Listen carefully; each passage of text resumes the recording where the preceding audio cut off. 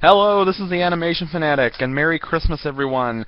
Well, as we get into this holiday season, I'm still excited for all of the, for what's left of the animated shows, because after today, after I review this, since I've seen, although I saw this over the weekend, there will be one. Just one. Yes, the final episode of Total Drama All-Stars aired last week, and I just got to it over the weekend, and now I am just reviewing it a few days later. So as I've said before, this will be a spoiler and non-spoiler review. Let's start with the non-spoiler. This was a very good conclusion to the season. Loose ends were wrapped up. It was fairly funny. I wouldn't call it as funny as some of the earlier episodes, but it was still entertaining.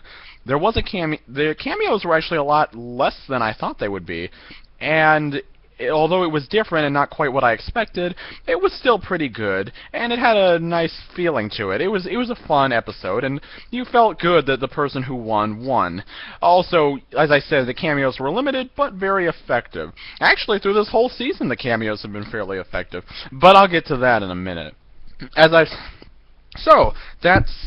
would check this movie out, I would check this episode out, definitely. It's a good conclusion to what I think has been a good season. Although, how it ranks compared to the other seasons, I'm not exactly sure. But, well, I'm a little sure. But we'll get to that in a second. That was the non-spoiler, now here's the spoiler. So, anyway, we're down to Zoe and Mal. Mal has stopped pretending to be Mike, and also Mike is still trying to get back to his preeminent position in Mal's head. That'll be a subplot throughout this, as Mike and his other personalities try to defeat Mal. And, anyway, Zoe has decided to face off against Mal, and Chris has devised one of his most deadly challenges yet. A series of moats that lead to the top of a castle where the contestants could potentially get killed. This is reminding me a little bit of the World Tour competition where they had to head to the top of a volcano. I've also noticed that in this season they dropped the motif of saying that this challenge is a reference to a previous thing. While the challenge is that stops sort of at the halfway point. While the challenges since the halfway point have indeed, in ways, been references to previous challenges, they've stopped actually stating it, which I kind of missed. I sort of like that whole motif that this was a throwback to previous seasons. But anyway, you know, what are you going to do? Anyway, like I said, this is a big throwback to the World Tour season finale, not just in the fact that they have to make it to the top of a deadly hill, but in the fact that they get helpers. 2 helpers, as a matter of fact. Anyway, the contestants from this season are trapped in balloons, although I'm assuming Duncan is still locked in juvie. I don't think they'd let him out for a thing like this. And Mal and Zoe have to shoot the balloons down. Mal grabs a bazooka, of course, Zoe going with her trademark bow and arrow. Zoe manages to shoot down at least two different balloons that contain Cameron and Gwen. It's nice to see them again, and it's also nice to see that Zoe and Gwen have formed a nice little friendship and an alliance with Cameron as well.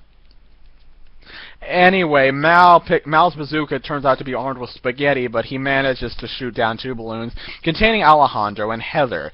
Apparently Heather is now a thing. Not only that, but they're not even faking. They're really serious, at least until the end. Apparently betrayal and beating up his brother manages to clear the road for Al and Heather.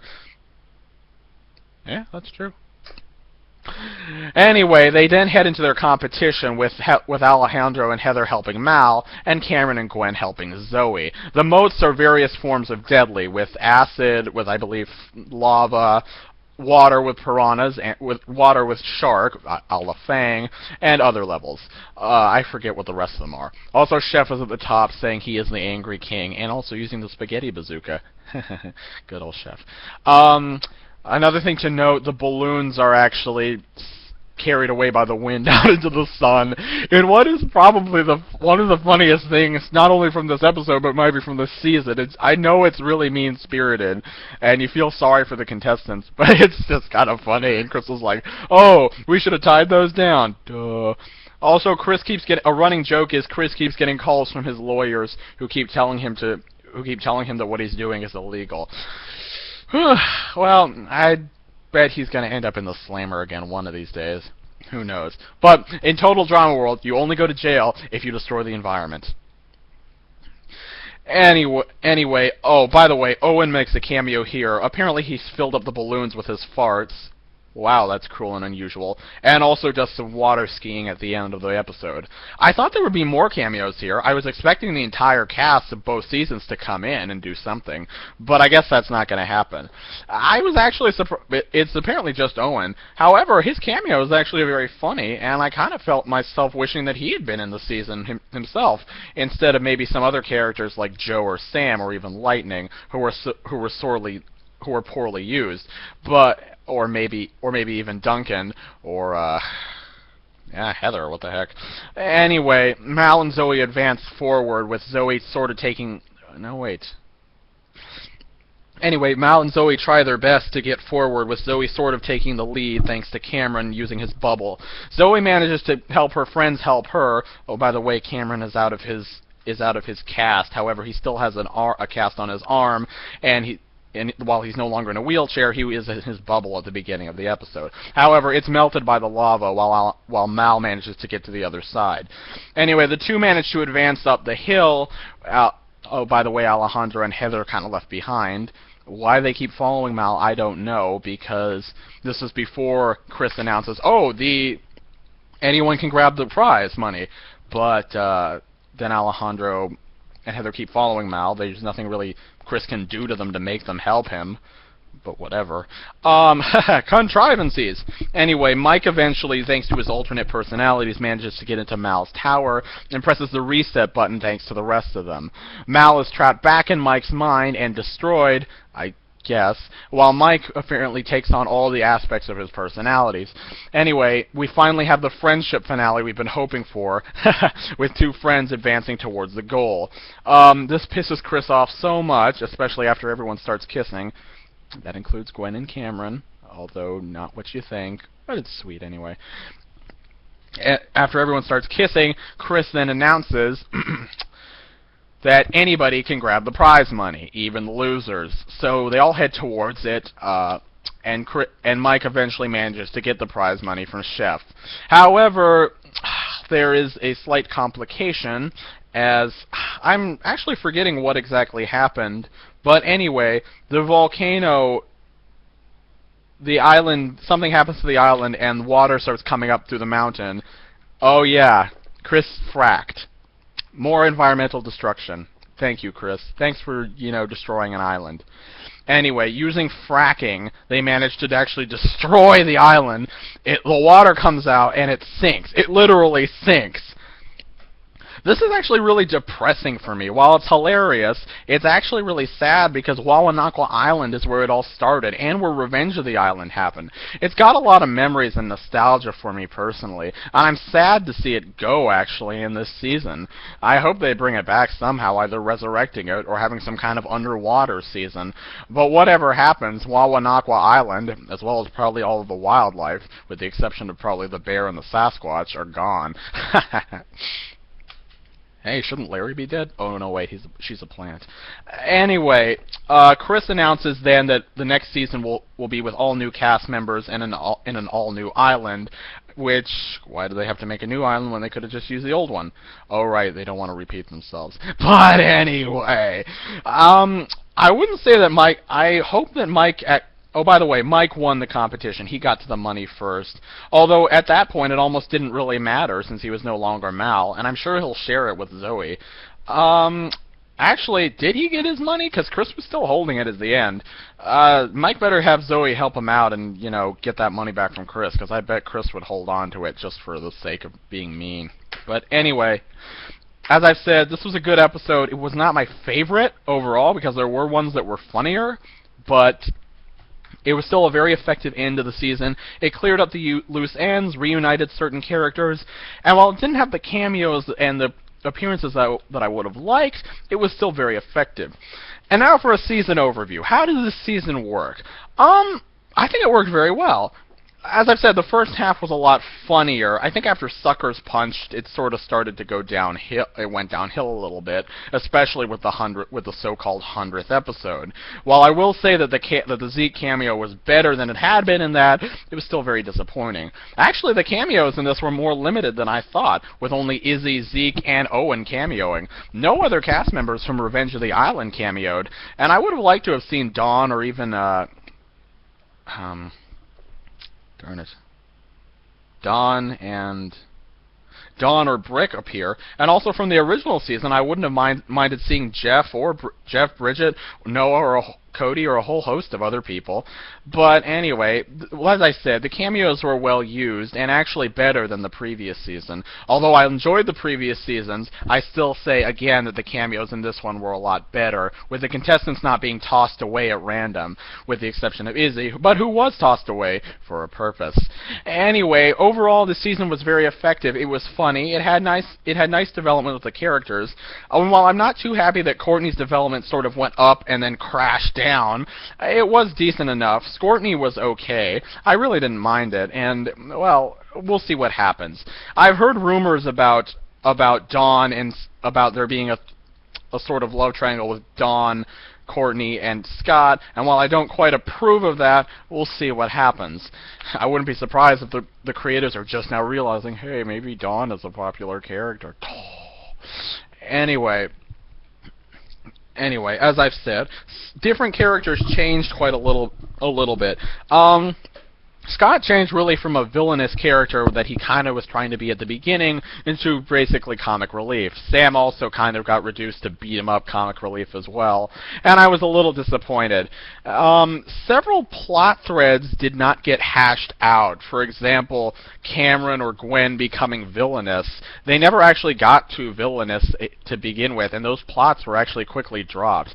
Duncan becoming good was at least carried out to an extent, and at least that was resolved. I actually did enjoy Duncan's plotline here, and it had a nice, funny ending. As for Alejandro and Heather, I'd actually say that was decently effective. Oh yeah, Gwen gets a little bit of revenge on Heather, and she says she'd been waiting to do that since the first season. And she calls her old Heather, meaning that Heather really hasn't changed no matter how much she's gone through. Although I'd kind of blame that on World Tour. If anything, the transition from villain to hero was really supposed to happen in World Tour, at least for Heather, but it never fully did, as Heather always remained Heather, and at best was an anti-hero, which would have been okay. But I digress. This is not a discussion of World Tour. This is a discussion of All-Stars. Alejandro and Heather's relationship was actually done fairly effectively, and I liked what they did with Alejandro in this season. I actually found him more likable and enjoyable this time around than he was in World Tour. And Heather was also, while not used quite as much as I wanted, fairly enjoyable. I'm disappointed that Lindsay got the boot so quickly, and actually would have preferred Lightning getting kicked off first, but that would have been poetic irony, seeing as he had come either close or won the previous challenge, depending on what region. And that's what I thought they had done. Again, I go back to World Tour with Duncan. But anyway, I digress.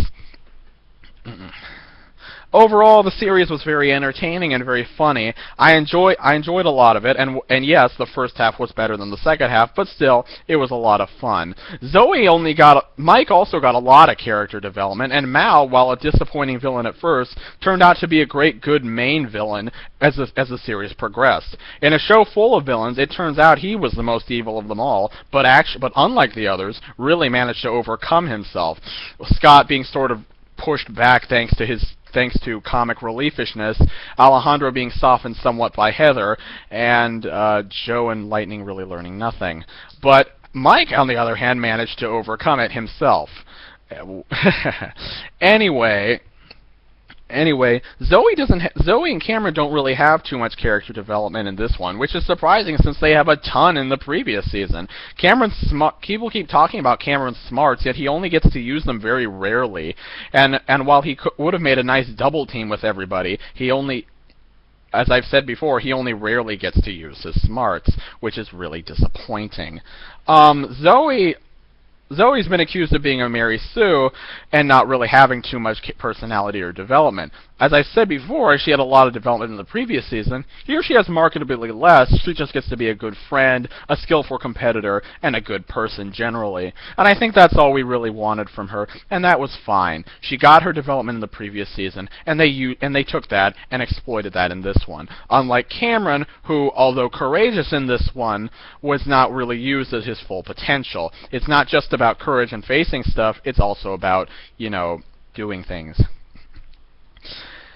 Anyway, what else do I have to say? I think Sierra would have been better switched with Izzy, and I think a cameo with Sierra playing the spider would have been somewhat funny, but I don't know. I'm not sure. Anyway, ranking this season, I haven't seen Revenge of the Island and World Tour in about a year. I've seen Total Drama Island a few months ago. I can't remember exactly when. I usually watch it fairly frequently, in English and Spanish. And I haven't seen Action in several years. But I would rank this season ahead of World Tour and Action. I'd actually almost tie it with Revenge of the Island. Revenge of the Island did some things a little bit better, but this season also did other things better. For example, in this season we actually had a back and a forth with the teams, something we haven't had since the original series, and I liked it. It really gave a sense of good competition instead of one team slaughtering another for the entire season. This was very good, and I hope they keep it that way. Yeah, it got really old to see the same team losing every single week. This is about competition, and you want to see the stakes raised with people going back and forth. It's more boring to see one team getting slaughtered all the time than to see the teams going, as I said, back and forth. So I wouldn't rank this as well as the first season. However, I would rank it as well as Revenge of the Island, although not quite better thanks to some disappointing episodes like the 100th one and the decrease in entertainment value in the second half of it. However, it was a good season. It had a lot of great character development. It was a lot of fun to watch, and I look forward to the next season and seeing this new crew. I also look forward to combining the crews and seeing what they're going to do in future seasons. And if they are going to add this new crew, I also look forward to all the things that they're going to do with them as the series continues. It seems like Total Drama is not going to be dead yet, and is going to continue for years and years to come. And while it might not always deliver what we want, we can always count on it to reinvent itself and redo things, and maybe, just maybe, make us happy.